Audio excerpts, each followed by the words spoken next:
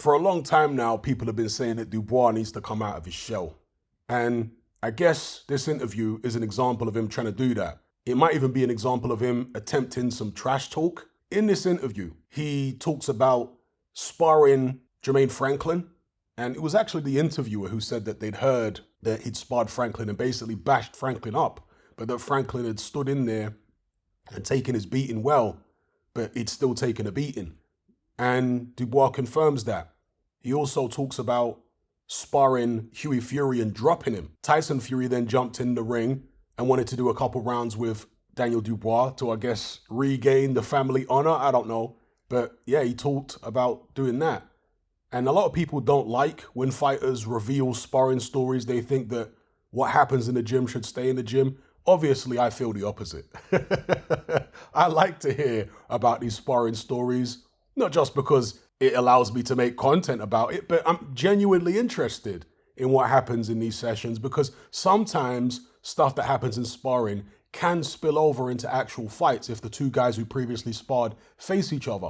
Sometimes it doesn't, but sometimes it does. So I want to know what happened and how the fighters reacted. You know, sometimes a guy can get embarrassed in sparring or knocked out in sparring, and then they might not be themselves in their next fight. Not against the guy who they sparred against a different opponent. They might actually be a bit traumatized or haunted by what just happened to them in camp. An example of it possibly could be Chad Dawson when he fought Andre Ward, because 2 weeks before the Ward fight, and this was actually confirmed by Dawson himself, I think, if memory serves me correct, after the fact, but Chad Dawson, 2 weeks before the Andre Ward fight, was meant to have been knocked out by Edison Miranda in sparring.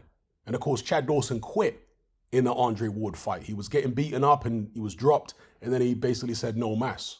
So again, did that Edison Miranda incident in the gym have any bearing on the way the Andre Ward, not that he would have beaten Ward had he not been knocked out by Miranda in sparring, but did it maybe take some confidence away from him? Did it maybe have him start thinking about his punch resistance? And do you know what I mean? It can play on a fighter's mind. People act like fighters don't have emotions and they don't get scarred mentally. Some fighters, of course, are stronger than others. But the majority of fighters do get bothered by stuff like that. They're only human at the end of the day. And it's only the guys with elite level mental strength who are able to get over these things quickly. And many of the elite fighters don't always have that kind of strength because they, due to their talent, don't end up going through a lot of stuff that maybe some less talented guys at the top have been through. You see what I'm saying? Anyway, Daniel Dubois saying that he dropped Hughie Fury in sparring. I've got no reason to doubt him. Daniel Dubois is a very heavy-handed guy. Hughie Fury has shown a good chin in his pro fights, but has he really fought that many punches to test that chin to see exactly how good it is? I guess the biggest puncher Hughie Fury fought would have been Alexander Povetkin, and he didn't take that many clean ones off Povetkin. I mean, he took a few from what I can remember, but he showed good whiskers in that fight. But Daniel Dubois, is it possible he hits harder than Povetkin? I can well believe it. He's a very, very heavy-handed young man. And you know, if he catches you right, especially in the gym, because you're not always at your sharpest in the gym. You're not always at your freshest. You could have had a really hard session the day before and you're feeling tired, or you could have been sparring a bunch of other people. And then you get in there with a big heavy-handed guy like Dubois. He cracks you with a shot, which maybe earlier on in the day or yesterday or last week, you might have taken without going down. But in this instance, you just don't have it in you to actually stay on your feet, so you end up being dropped. I'm not saying that's what happened with Hughie Fury. I'm just explaining why I think it's perfectly possible that he dropped Hughie Fury in sparring. And with regards to Tyson Fury, he says that he will KO Fury next. This is Daniel Dubois again, trying to come out of his shell and do a bit of sheepish trash talk. Well, he needs to talk like this because people have lost faith in Daniel Dubois. I know he beat Trevor Bryan, he's got this WBA regular belt, but ever since he took a knee and said no mas against Joe Joyce, he hasn't had the same, the public haven't had the same confidence as they had in him before. And of course, it's a very crowded division, heavyweight. There are lots of people trying to stake their claim and trying to work their way to the top. There's a lot of noise in the heavyweight division. So in order to stand out when you've got a defeat like Daniel Dubois, and you haven't avenged that defeat, you're going to need to start talking some smack in order to get the big fights and in order to maximize your commercial value when you get in those big fights. Sometimes you got to play the villain. Not that Daniel Dubois is necessarily trying to be the villain here, but he's clearly trying to,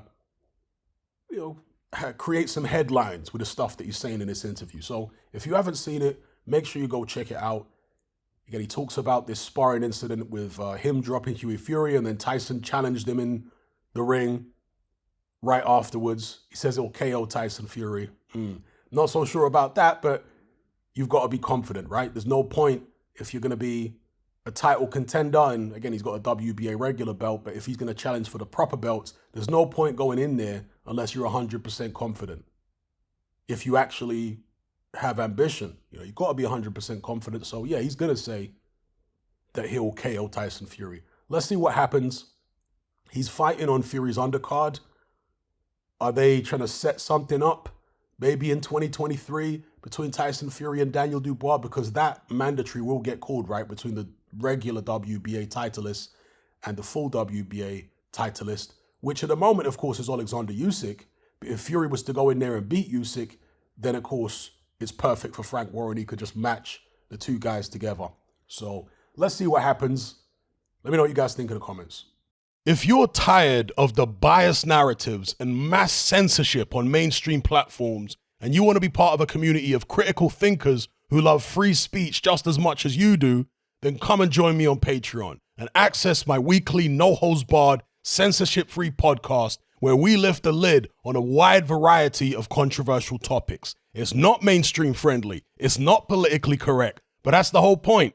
We dare to stand as a beacon of reason against an army of insanity. Just head on over to my Patreon page and select the tier called Hatman Hot Topics. You'll gain access to a minimum of 2 hours of exclusive content every single week, including podcasts, videos, interviews, live stream Q&As, as well as my popular Confessions of a Nightclub Bouncer series. Not to mention a vast back catalog of hundreds of hours of previous episodes. You can listen via the Patreon app with the option to download in high-quality MP3. We've also got an Element group where you can come and chat and hang out with myself and other members. Unlike Discord, it has full end-to-end encryption, is decentralized, and it's 100% censorship-free. You can also send voice notes as well as much larger audio and video files than you can on Discord. So come and sign up on Patreon. There's no contract, there's no commitment, you can cancel at any time, and it's cheaper than a cup of coffee.